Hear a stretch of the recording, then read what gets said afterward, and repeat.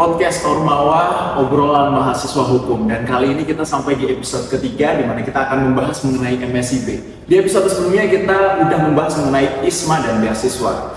Nah, di sini aku tentu nggak sendirian teman-teman. Di sampingku ada Kak Aulia Fitriani. Mungkin boleh say hi dulu dong, Kak. Oke, halo teman-teman pendengar podcast Ormawa sekalian. Mungkin sekalian kenalan ya? Iya, boleh banget. Kenalin teman-teman, aku Aulia Fitriani, aku angkatan 2021. Dan sebenarnya di KDV aku koordinator, tapi sesuai dengan topik dari podcast hari ini akan membahas mengenai MSIB. Dan kebetulan aku menjadi salah satu peserta MSIB di angkatan 6, yaitu di semester lalu pada saat aku semester 6. Untuk MSIB-nya sendiri, kebetulan aku di Kampus Merdeka Bank Indonesia itu diselenggarakannya adalah oleh Bank Indonesia langsung gitu. Dan aku penempatan di kantor pusat. Berarti harus ke Jakarta dulu sana. Benar. Mungkin dari teman-teman sekalian masih ada yang bingung nih, apa itu MSIB? Nah, mungkin boleh dijelasin dong Pak, apa itu MSIB? Mungkin sekalian sama persyaratannya apa aja? Oke. Jadi MSIB itu sebenarnya adalah salah satu program yang memang disediakan oleh Kampus Merdeka. Jadi penyelenggaranya adalah Kemendikbud. Kemudian ada banyak program nih di Kampus Merdeka. Ada ISMA mungkin yang di episode kemarin, terus juga ada pertukaran dengan universitas lain di Indonesia, itu juga ada. Nah, salah satunya itu adalah MSIB. Kepanjangannya itu magang dan studi independen bersertifikat. Jadi sebenarnya terpisah, ada yang magang, ada yang studi independen. Tapi yang kebetulan aku ikutin itu adalah magang bersertifikat. Jadi konsepnya sebenarnya mirip kayak magang pada umumnya, tetapi bedanya adalah magangnya ini diselenggarakan dengan mitra yang memang dikurasi atau dipilih oleh Kampus Merdeka. Jadi beberapa mitranya itu sesuai dengan yang disediakan di website Kampus Merdekanya. Kemudian Kampus Merdeka itu menjadi apa ya istilahnya, menjadi wadah atau perantara gitu antara mahasiswa yang akan magang dengan mitranya. Jadi nanti kita daftarnya itu di dalam websitenya ada pilihan beberapa mungkin mitranya, terus juga posisinya gitu. Nanti kita apply di sana dan setelah itu ya untuk tahap selanjutnya pasti berhubungannya dengan mitra. Tapi intinya konsepnya seperti itu. Cuma yang mungkin ya membedakan antara MSIB atau magang bersertifikatnya Kampus Merdeka ini dengan magang-magang lainnya. Yang pertama, kalau magang yang ada di SKS itu kan pasti terbatas ya, misalnya 4 SKS aja gitu. Atau kalau teman-teman di FKUB itu ada yang namanya PKL. Nah itu juga biasanya cuma 2 atau 4 SKS aja. Terus kalau magang mandiri, mungkin pernah magang mandiri? Masih belum. Oh masih belum. Nah kalau magang mandiri itu biasanya tidak berkaitan sama mata kuliah sama sekali. Jadi daftarnya kayak lagi libur, mungkin banyak teman-teman FAUB ya yang kayak gitu. Atau mungkin nyambi kuliah, tapi biasanya kalau udah sambil skripsian gitu lah, udah nggak ada mata kuliah lagi. Tapi kalau MSIB ini magangnya itu bisa dikonversi 20 SKS. Jadi kita magang di sana full 1 semester, tetapi di satu sisi dianggap juga masih mengikuti kuliah gitu, karena nilainya juga tetap ada. Itu sih yang membedakannya. Keren banget ya berarti ya. Nah, dari situ mungkin apa aja sih Kak syarat-syaratnya untuk mengikuti MSIB? Oke, kalau untuk persyaratannya sebenarnya susah-susah gampang sih. Karena mudahnya, gampangnya dulu ya Kari. Gampangnya itu mudah untuk kita dapetin syarat-syaratnya, nggak yang ribet gimana-gimana. Karena yang pertama mestinya harus bikin akun websitenya dulu, karena itu adalah media untuk nanti daftar dari program magangnya. Habis itu yang harus dipersiapkan juga itu CV. Itu penting banget karena itu adalah ibaratnya filter pertama dari mitra. Karena mitra itu melihat calon yang akan mereka terima nih pemagang di tempat mereka itu dari CV-nya dulu. Jadi benar-benar harus nyiapin CV sematang mungkin, sebagus mungkin gitu ya. Habis itu ya paling ilmu atau dasar-dasar pengetahuan mengenai mitra, karena biasanya di wawancara itu juga ditanya-tanyain kayak gitu. Tapi selebihnya udah nggak ada persyaratan-persyaratan lagi yang kompleks gitu. Jadi memang menjadi salah satu banyak incaran mahasiswa sih sekarang MSIB itu. Nah, berdasarkan tadi kan ada ngomongin CV nih. Apakah, ya ada pertanyaan singkat sih, apakah prestasi itu dapat menentukan atau mungkin jadi nilai tambah nih bagi teman-teman yang mungkin udah sebelumnya ikut lomba atau mungkin dapat pengalaman sebelumnya gitu. Gimana Pak? Kalau untuk prestasi sendiri itu sesuai pengalaman gue ya. Karena aku nyantumin beberapa prestasi juga di CV dan menurut aku pribadi sangat-sangat membantu prestasinya, karena kan itu menunjukkan bagaimana kapabilitas kamu, gimana kamu menguasai bidang yang kamu minati gitu. Terus juga gimana kamu bisa membagi waktu antara perkuliahan akademik dengan kegiatan lainnya, itu kan jadi bukti dari prestasi gitu. Jadi of course itu ngebantu dan nge-pop up CV, tapi apakah itu jadi satu-satunya indikator? Sebenarnya enggak juga. Jadi mungkin dari teman-teman yang belum ada prestasinya kemudian jadi minder, CV-nya jadi nggak bagus dan sebagainya juga enggak juga gitu kan. Ada pengalaman lain, ada pengalaman organisasi atau mungkin ada project dan lain sebagainya, itu juga bisa jadi hal-hal yang dimasukin di CV. Nah, karena kakak tadi kan udah meninggalkan, kata lainnya ya, meninggalkan perkuliahan untuk menuju ke MSIP. Nah, ada nggak memori-memori yang sangat-sangat terkenang waktu menjalankan MSIP tersebut? Oke. Pastinya ada ya, banyak momen memorable ya. Iya, ada lumayan banget satu semester dibandingkan magang pada umumnya kan biasanya singkat-singkat sebulan gitu. Ini lumayan satu semester.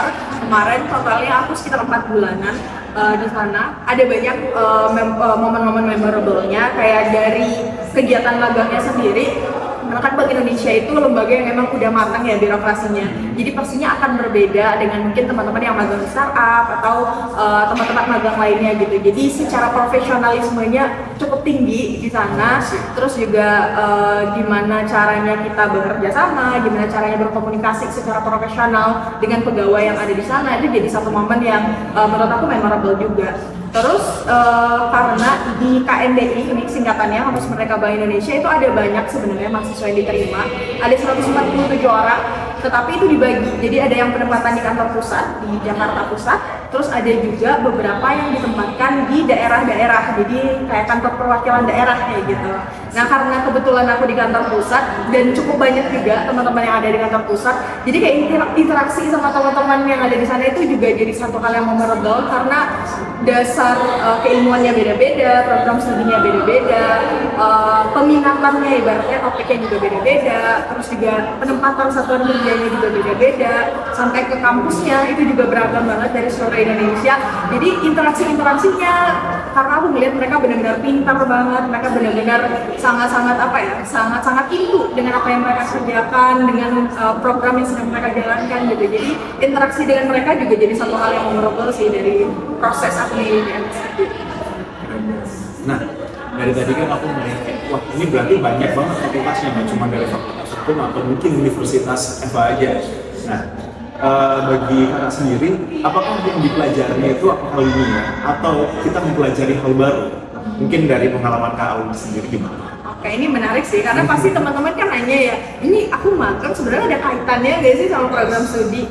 Bisa iya dan bisa tidak sih sebenarnya. Kenapa aku bilang gitu? Karena jadi di awal itu kita dikasih beberapa pilihan satuan kerja yang bisa kita pilih. Nah, beberapa satuan kerja itu memang ada yang spesifiknya minta program studi tertentu. Kayak misalnya di tempat aku kemarin itu di program di satuan kerja Departemen Penyelenggaraan Sistem Pembayaran. Mungkin kedengarannya nggak hukum banget ya, tapi memang kebetulan proyeknya itu berkaitan dengan pembuatan policy notes atau semacam naskah akademik dari pembuatan sebuah peraturan untuk satu produknya Bank Indonesia lah gitu. Jadi kalau yang modelnya seperti itu memang linear akhirnya, makanya bisa dikonversi sepenuhnya. Jadi 20 SKS dan bisa ada kaitan juga dengan mata kuliah yang ada di FKUB gitu. Tapi beberapa project itu juga ada nerima dari banyak macamnya program studi. Jadi nanti bisa aja pekerjaan atau project yang diberikan itu nggak sepenuhnya linear dengan apa yang dipelajari di kampus gitu. Tapi secara keseluruhan, meskipun aku juga cukup linear ya antara topik dan juga projectnya, tetapi juga ada cukup perbedaan. Aku ngerasa banyak hal yang aku dapetin di sana itu sangat-sangat berbeda. Ibaratnya praktik sama teori kan kadang nggak selalu sama ya. Jadi praktik-praktik yang diterapin di sana dengan teori-teori yang dipelajari di perkuliahan itu cukup berbeda dan ya pastinya jadi suatu pengalaman menarik sih. Wah, berarti kita belajar pengalaman baru yang mungkin ketika implikasinya kita jadikan di luar kampus itu bakal berguna banget ya, belajar banget. Nah, mungkin dari tadi kan kita ceritanya mengenai hal-hal indahnya aja, ya, kenangan-kenangan yang memorable. Mungkin boleh nggak kalau aku kulik sedikit apa sih struggle-nya ketika kakak tuh menyesuaikan diri mungkin ketika MSIP ini? Gitu. Boleh. Oke. Untuk struggle-nya ya, mungkin yang pertama karena aku penempatan di kantor pusat dan kebetulan aku kan tidak berasal dari Jakarta atau Jabodetabek ya.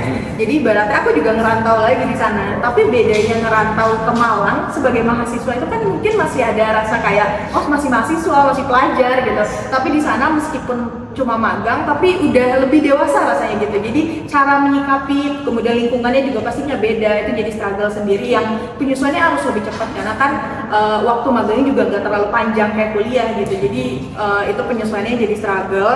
Terus juga kemampuan beradaptasi di sana kayak aku bilang tadi memang dunianya lebih profesional gitu ya. Meskipun mereka masih menganggap kita sebagai mahasiswa, sebagai anak magang, tapi di satu sisi juga mereka kasih tuntutan-tuntutan yang mungkin ya berapa persen dari tuntutan yang diberikan ke pegawai gitu. Jadi misalnya ada pekerjaan yang diberikan ya dalam tenggat waktu yang mereka minta juga harus selesai di situ gitu dan nggak ada toleransi untuk itu dan pressure-nya beda lah antara tugas mungkin di kampus ya yang bisa kita kerjain dengan pekerjaan yang pastinya impact-nya akan lebih gede gitu ketika dilakukan pada saat magang. Itu sih struggle-nya untuk penyesuaian dirinya gitu. Nah, mungkin sebagai beberapa pembahasan lagi kita akan membahas untuk benefits-nya dulu kali ya. Gimana nih untuk mahasiswi yang mendapatkan kesempatan untuk belajar di MSIB ini dengan persaingan yang sangat ketat pastinya ya kayak Mila. Mungkin boleh dikasih nggak beberapa benefits yang mungkin bisa di sharingkan sama kakaknya? Oke, untuk benefits-nya mungkin yang pertama dan paling rasional untuk seluruh orang adalah benefits materi. Ya. Secara materi, alhamdulillah lebih dari cukup.